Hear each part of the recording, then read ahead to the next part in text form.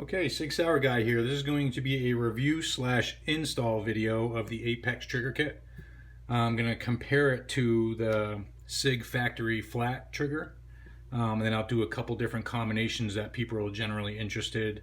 The Sig trigger with the Apex bar, or the Apex trigger with the Apex bar, combinations like that. So we'll talk about total trigger travel, the amount of take up, the amount of creep, the amount of over travel, the amount of reset, and the trigger pull weight.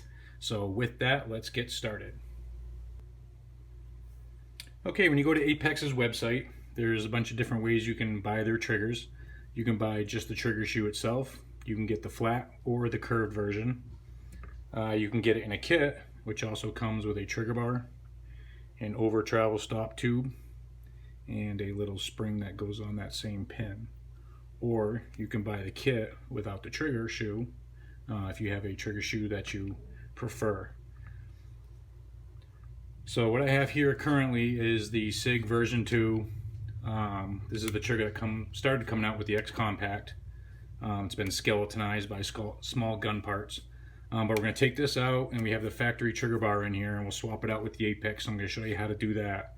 A couple tools that I use: just a pair of needle nose pliers, a little pair of tweezers, and then I've been using the Sig Armor's block because it's got this nice little punch on it to get one of the pins out. So this is the setup that I use to take all my measurements. Okay, the total trigger travel, the take up, the creep, the over travel, the reset, and then I use the Wheeler gauge to do my trigger pull weight. So I'm not going to get huge into detail about using this, so I'm going to set that aside, and then we'll get started with putting the Apex kit into the 320. Okay, so the first thing we're going to do is make sure the magazine's removed, make sure we're clear, which we are. We're going to rotate our takedown lever, remove our slide, set that aside, and then we'll remove our takedown lever and the FCU from the grip module.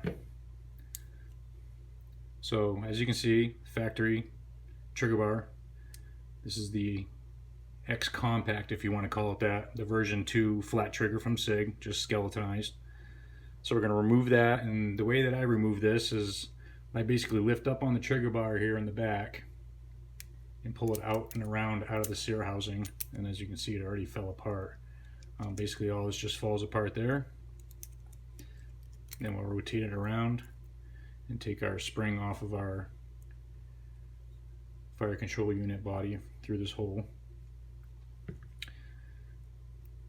There you go. So you don't even have to take all this off if you're going to just change out the shoe, but it's probably going to fall off anyway. So there you go. We got our factory trigger removed, our factory trigger bar. We're going to reuse the trigger bar spring. We're going to install the Apex trigger bar and the Apex flat trigger shoe. So because we have the kit, we also have an over travel stop tube. What this does is it goes over a pin, and then it takes up some of the slack, if you want to call it that in your trigger, the trigger pull, and this little spring. Okay, so it's this little pin right here. This is where your trigger is. This little hole here is what we're going to use a punch or whatever you have to push that pin. You don't have to take it all the way out, okay? I'm going to take it out probably that much there, so that way I can use my tweezers to grab my little spring here,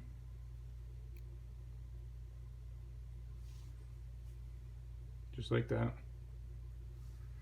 I'm going to slide that over that pin.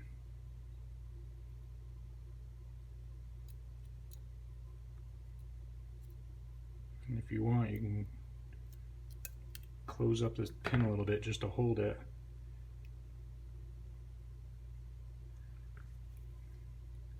I'm going to slide that down.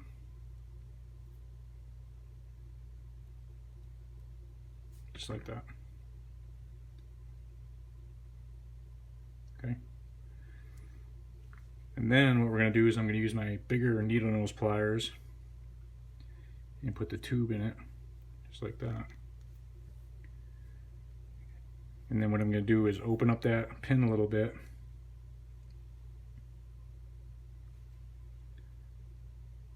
So I have enough room to basically stick my tube in on the side here, and then I'm going to push the pin through it, okay?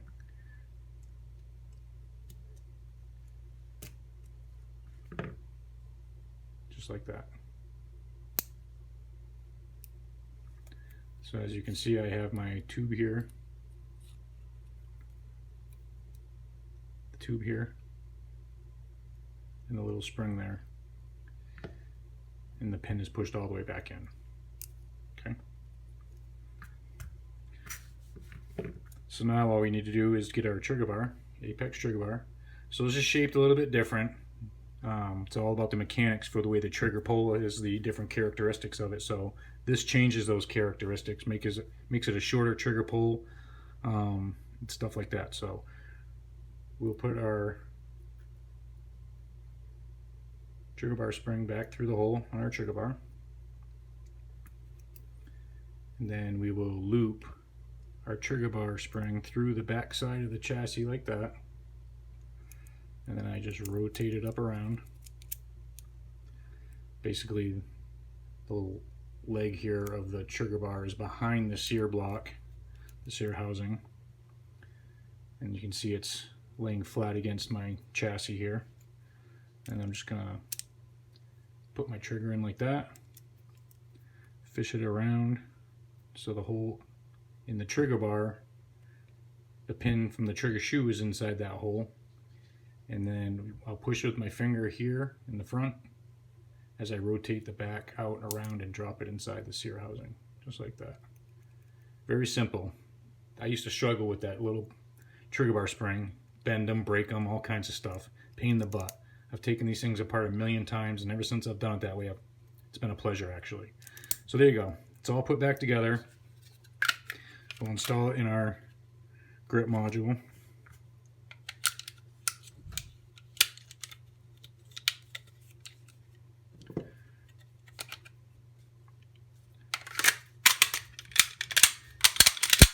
Just like that. And then next we will go over what the differences are with the readings and the numbers that I've measured. Okay, so without boring you to death, these are the numbers that I took, and what I have is basically the stock setup with the stock trigger bar, and then I added just the trigger shoe with the stock trigger bar, and then I added the whole kit in here, and then I took the apex trigger out, the trigger shoe, and put back in the version 2 Sig flat trigger, the one I had here that's skeletonized. Side note, if you can come up with one of these triggers with the taller over travel step here, better hang on to it, because they're not making them anymore, and even people are having a hard time finding these. So if you can find one, or if you have one, buy it or don't sell it, because they're not going to, they've been discontinued by Sig. So all right, so my original readings, I had 0.450 for total trigger travel, okay? All that. Basically, after you fire it, all the play there, 0.450 with the all factory parts, okay? And then I'm not going to so much talk about just the trigger shoe. I'm going to put all my readings in the description of this video so you can compare them. So basically, when I added the whole kit, it dropped down to 252, okay? That's not quite half, but it's pretty close to basically half of the total trigger travel has been eliminated by using the kit. Take up, when it's ready to go, basically the amount the trigger moves before the wall. Basically, it stops right there, and then it fires. So the wall, full rest to the wall is your take up, all right? 181 is what I had factory, and then with the full kit it was 104. Again, almost half eliminated with the kit for Apex. Creep, that is from your wall right there where it stops all the way back until it fires, okay? That's basically the mechanical part of the trigger doing its thing, and then firing the gun. So creep on the factory setup was 0.105, and then creep with the Apex kit is 0.100. That's not really going to change much because that's all to do with the mechanics inside the trigger. Over travel, which is basically all those numbers we just talked about taken away from the total trigger travel. That's about the only way you're going to measure over travel. So over travel on the factory parts, 0.164, and then over travel on the Apex kit, 0.048. That is way less than half. It's like a third. So that's awesome. And then our reset is basically after it fires, that amount right there until it resets and you're ready to go again. So the factory reset 0.250, and then with the Apex kit 0.140. Again, not quite half, but pretty close. Wheeler gauge, trigger pull, middle of the trigger, pulling as slow as possible. 5-pull average with all the factory parts was 4 pounds 6.7 ounces. With the Apex kit, it was 4 pounds 10.9 ounces. So roughly just about the same. Not much of a difference with trigger weight. So have in mind all these numbers vary FCU to FCU. This is just in this one. That's why Apex gives percentages rather than target weights, because not all FCUs are the same. So then I added, my favorite is this Apex kit with the Sig version 2 flat trigger. The only thing you have to remember is you have to take out the over travel, stop tube, and spring, because that's what basically this higher height here in the trigger, this little step here, that's basically what the tube is doing. This is doing the same thing as the tube. So if you have the tube in there, the trigger won't go far enough forward to reset, so it won't work.